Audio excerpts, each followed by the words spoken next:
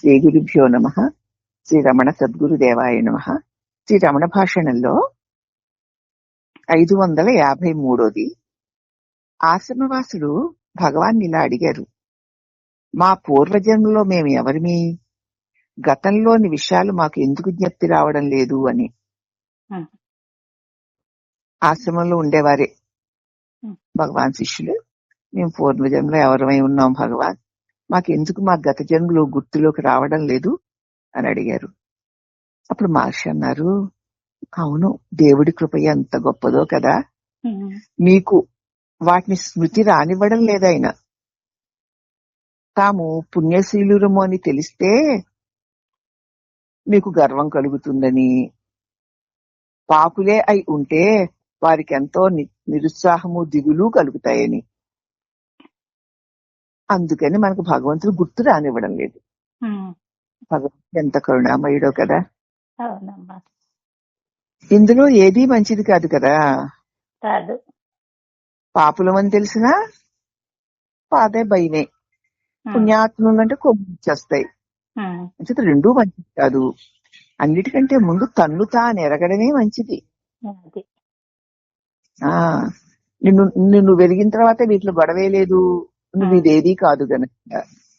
ఒకవేళ నువ్వు చదువుకున్నా నీ గత జన్మల గుర్తులు నీకు రాకపోవడం భగవంతుని కరుణ వల్ల. అదే కనుక గుర్తొచ్చుంటే గత జన్మ ఈ జన్మలో చుట్టాల పట్టాలు గోలే భరించలేకపోతున్నాం, ఇంకా ఆ జన్మలో చుట్టాలు కూడా పట్టుకుంటారు, ఆ జన్మలో కష్టాలు కూడా పట్టుకుంటాయి. అలాగే భగవంతుడికి తెలుసు, ఇంత ఒక ప్లాన్ ప్రకారం చేస్తాడు ఆయన. భగవంతుడు ఇంత కృప కలిగిన వాడు కదా, ఇది కాబట్టే మనకి గత జన్మల స్మృతి లేకుండా చేస్తున్నాడు. కాబట్టి నువ్వు పాపివైనా దుఃఖమే, పుణ్యాత్ముడివైనా దుఃఖమే. అందుచేత నిన్ను నువ్వు ఎరిగితే పూర్తి దుఃఖనాశనం అయిపోతుంది.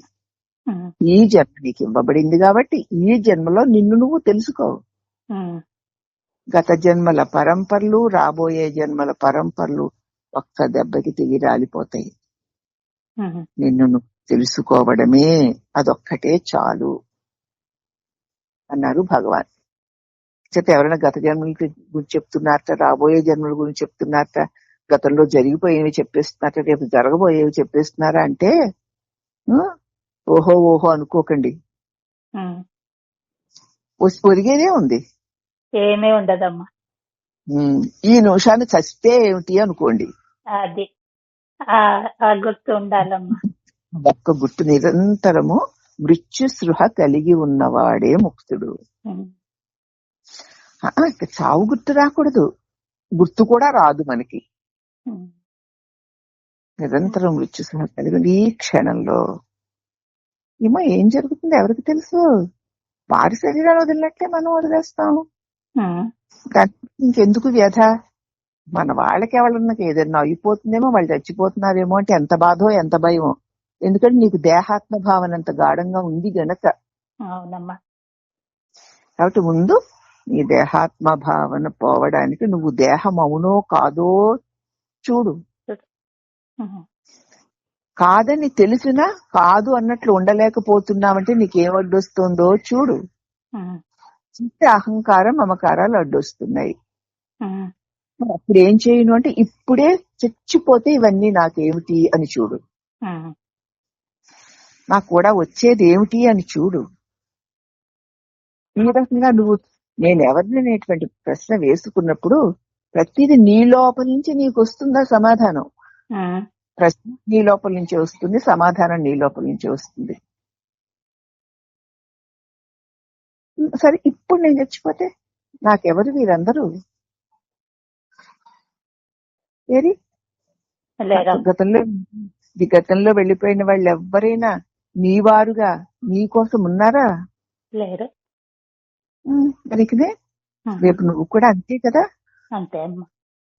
ఇంకా దాని మీద పెద్ద ఉత్సుకత, ఆతృత, భయము, దుఃఖము ఎందుకు?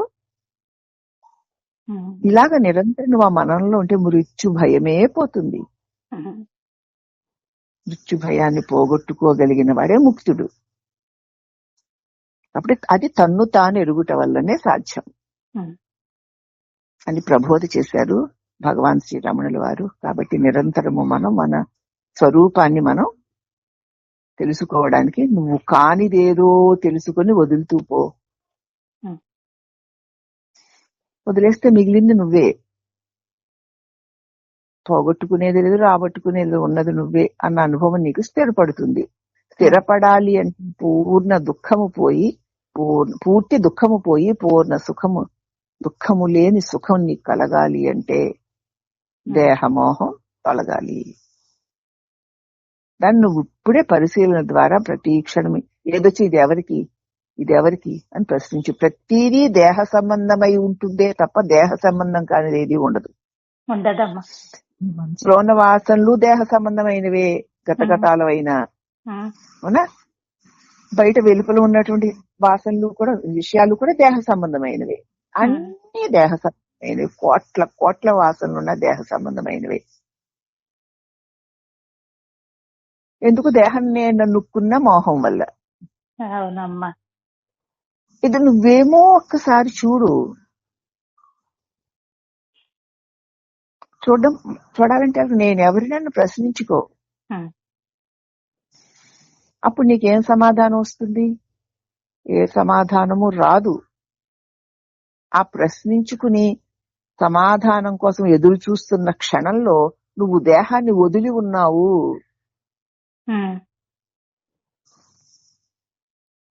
అప్పుడు నీకు నేను వాడిని నన్ను గుర్తుండదుగా. ఉండదమ్మా. కాబట్టి అలాగ నిలిచి ఉండడానికి మాటికి ప్రయత్నించేయి. నీతో కలిసిపోయేటువంటి మహాప్రమాదం నిన్ను నువ్వు ప్రశ్నించుకుని తప్పుతుంది.